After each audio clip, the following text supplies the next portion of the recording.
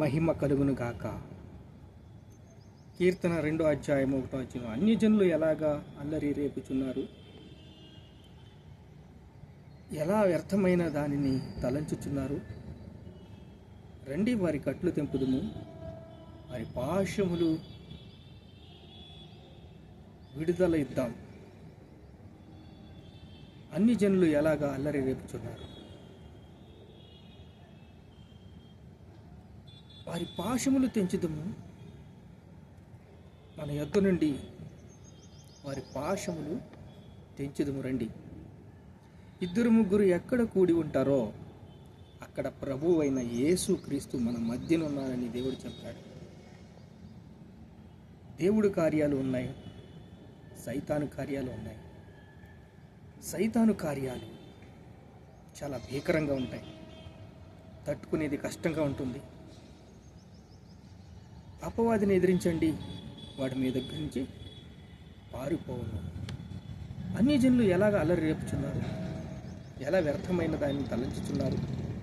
రండి, వారి కట్లు తెంపుదము, వారి బంధకాలు తెంచుదము, కట్లు ఇప్పుదము. అన్యజనులు జీవార్థమైన మారు మనసు దేవుడు అనుగ్రహించాడు. దేవుడు జీవార్థమైన మారు మనసు ఇచ్చి వారిని మార్పు పొందుదాం. సువార్త ప్రకటించకపోతే ఎలా వారికి ప్రకటింపబడుతుంది, ఎలా సువార్త వారికి అందుతుంది? ఆత్మ ఆధీనంలోనూ ఉన్నావా, లేదా అహంకార దురాత్మతో నడిపించబడుతున్నావా? ఇదే ప్రశ్న. మనము ఆత్మ ఆధీనంలో ఉన్నట్లయితే దేవుణ్ణి మహిమపరుస్తాం. ఎంతో సేవ ఉంది, ఎంతో సువార్త ఉంది, ఎంతో పరిచర్య ఉంది. అన్యజనులు అల్లరి రేపుచున్నారు, మనుషులు తిరగబడుచున్నారు, పరిచర్యలు ఎంతో కొంత నీరసించిపోతున్నాయి. చింతలేదే, ఒకటే యావ. మనల్ని మనం భక్షించుకుంటే నీతిమంతుడే దుర్లభం అయితే సుంకరి పాపి ఎక్కడ నిలుతారండి? సైతాను వాడు యుద్ధం చేయడానికి అన్ని జనులు రేపుచున్నాడు. కానీ సర్వాంగ కవచం తొడుక్కోండి, వెలుగు దూత వలె యుద్ధం చేయండి. మిఖాయేలు మీకు తోడుగా ఉన్నాడు, దేవుని దూతలు మీకు తోడుగా ఉన్నారు. అంధకార శక్తులతో యుద్ధం జరుగుతూనే ఉంది.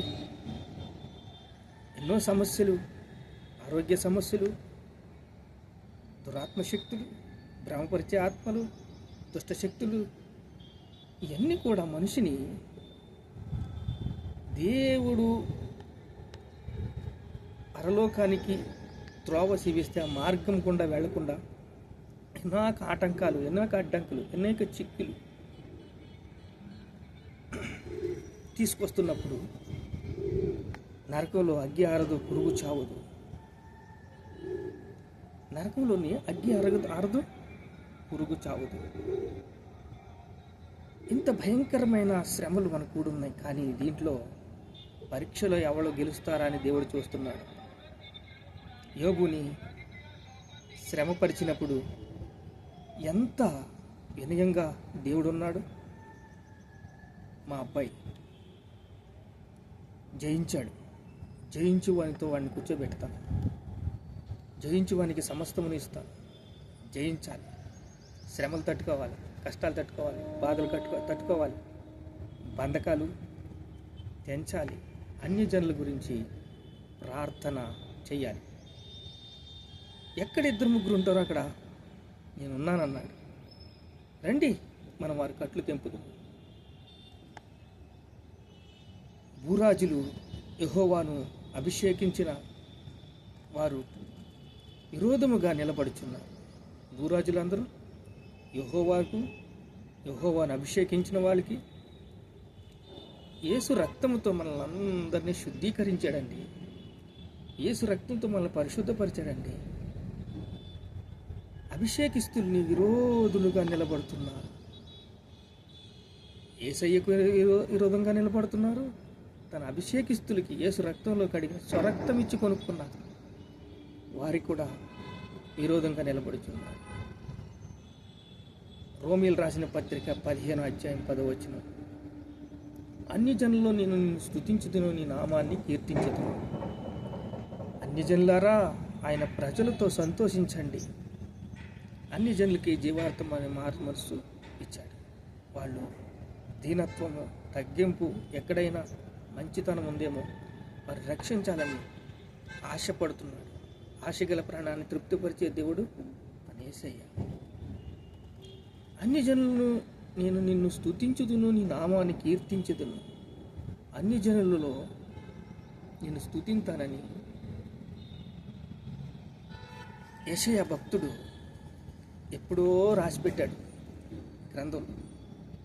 అబ్రహాం కాలంలోనే సువార్త జరిగింది. అబ్రహాము ప్రయాణం చేస్తాం. అబ్రహమా, నువ్వు నీ ఇంటికాడి నుంచి, నీ బంధువులుగా నుంచి బయటికి రావాలి అంటే అబ్రహాము నడుస్తున్న ప్రయాణంలో, అబ్రహాంతో ఒక 400 మంది నడుస్తున్న ప్రయాణంలో, ఆ ప్రయాణం సాగిస్తున్నారు. సువార్త అందుతుంది. ఐగుప్తుకి అందింది. శ్రమలు వచ్చినాయి, కష్టాలు వచ్చినాయి, బాధలు వచ్చినాయి. కానీ సువార్త ప్రచురించడం, సృష్టికర్త అయిన దేవుడిని పరిచయం చేస్తున్నారు. మార్గం గుండా వెళ్తుండగా, మీరు ఏ తెగవారు, ఎక్కడి నుంచి వచ్చారు, ఎవరికి చెందినవారు అని అడిగినప్పుడు, మేము సృష్టికర్త అయిన దేవుడు మమ్మల్ని పంపించాడు, మేము ప్రయాణం చేస్తున్నాం, మా మార్గము. అబ్రహాం కాలంలో మనం ఇప్పుడు చెప్పుకుంటున్నాం కానీ కనాను దేశము, వాగ్దాన దేశానికి మనం వెళ్తున్నామని. అబ్రహాం కాలంలో కూడా సువార్త, అద్భుతమైన సువార్త జరిగింది. అప్పుడు దేవుడు అబ్రహాముని చాలా పరీక్షలు పెట్టాడు. కానీ అద్భుతంగా యుద్ధాలు చేసేసాడు. 5 రాజులను వంచేశాడు. 5 రాజులు ఓడిపోయారు, ఓన్లీ పనివాడితో. అన్ని జనుల్లో నిన్ను స్తుతింతుదు, నీ నామాన్ని కీర్తించదు. అన్ని జనులారా ఆయన ప్రజలతో సంతోషించండి. మనము సువార్త ప్రకటించకపోతే మనకి చాలా చాలా కష్టాలు తప్పవు. ఎందుకంటే హెజ్కేలు గ్రంథంలో మాట ఉంటుంది, నీవు కావలివాడిగా నేను నియమించాను, నువ్వు సువార్త చెప్పకపోతే వాళ్ళు నిన్ను నా దగ్గర నిలబెట్టినప్పుడు నాకు చెప్పావా సువార్త అంటారు. దుష్టుడు మరణం ముందుట నాకు ఏమాత్రం ఇష్టం ఉండదు, కానీ అతను చెప్పితే మారుతాడేమో. చెప్పాలి కదా, వాళ్ళకి అందాలి కదా, వాళ్ళ దగ్గర తీసుకెళ్ళాలి కదా. ఒక అద్భుతము జరిగింది. అలాంటి ఎన్నో అద్భుతాలు చూసాం జీవితంలో. గుండె కొట్టుకుంటుందంటే అద్భుతం. దేవుడు నడిపిస్తున్న ప్రతి బాటలో అద్భుతాలే, నిరంతరము అద్భుతాలే. ప్రతి వానికి ఉప్పు సారము అగ్ని వల్లనే కలుగుతుంది. ఉప్పు సారం ఎలా కలుగుతుందండి? అగ్ని కింద అగ్ని పెడితే అహో ఈ కూర టేస్ట్ ఉంది తెలుస్తుంది. మనం ఉప్పు వేసిన వారిలాగా ఉండాలి. ఉప్పు వేసిన వారిలాగా లేకపోతే నరకానికి అనేక మంది వెళ్తే వాళ్ళకి లెక్క అప్పచెప్పవలసిన బాధ్యత ఉంది. కొత్త కొత్త ఆలోచనలతో ముందుకు వెళ్ళాలి. వారి కట్లు తెంపుదము రండి, వారి పాశములు పారవేయుదము రండి. వారు విడుదల ఇవ్వాలి, వాళ్ళకి విడుదల పొందుకోవాలి. అన్ని జనులు స్తుతించాలి ప్రజలతో కలిసి. అన్ని జనులు నిన్ను స్తుతించాలి, నీ నామాన్ని కీర్తించాలి. అన్ని జనులారా ఆయన ప్రజలతో సంతోషించండి. ఆయన ప్రజలతో సంతోషించమంటున్నాడు. ప్రార్థన చేసుకుందాం. మహాపరిశుద్ధుడైన తండ్రి, అన్ని జనులు ప్రజలతో సంతోషించమంటున్నాడు. అన్ని జనులు దేవుణ్ణి స్తుతించమంటే పరిచయం చేయాలి, వాళ్ళకి సువార్త చెప్పాలి, వాళ్ళు వినాలి, వాళ్ళని స్తుతించాలి, వాళ్ళు ఆరాధించాలి, వాళ్ళని గణపరచాలి, మహింపరచాలి. అన్యజనులు ఎలాగా అల్లరి రేపుచున్నారు, అలా వ్యర్థమైన దాన్ని తలుచుచున్నారు. మనము వారి కట్లు తెంపుదము, వారి పాశములు తెంచుదాము. తండ్రి మీకు స్తోత్రాలు స్తోత్రాలు స్తోత్రాలు, ఘనత మహిమ ప్రభావాలు మీకే చెల్లిస్తున్నాము తండ్రి. ఆమేన్.